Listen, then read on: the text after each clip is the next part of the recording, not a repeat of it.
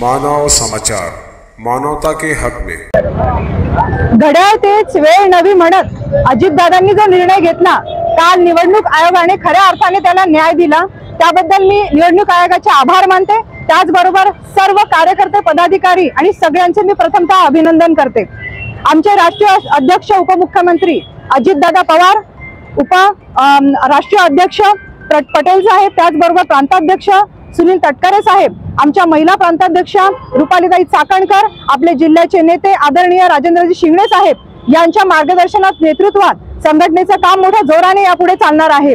खऱ्या अर्थाने अजितदादा हे असे नेते आहेत जे सगळ्यांना न्याय देतात, कार्यकर्त्यांना, पदाधिकाऱ्यांना बळ देणारे हे नेतृत्व, त्याचबरोबर महिलांना सबलीकरण देणारे नेतृत्व, युवा वर्गाला प्रोत्साहन देणारे नेतृत्व हे आम्हाला मिळालेलं आहे, याचा आम्हाला आनंद आहे।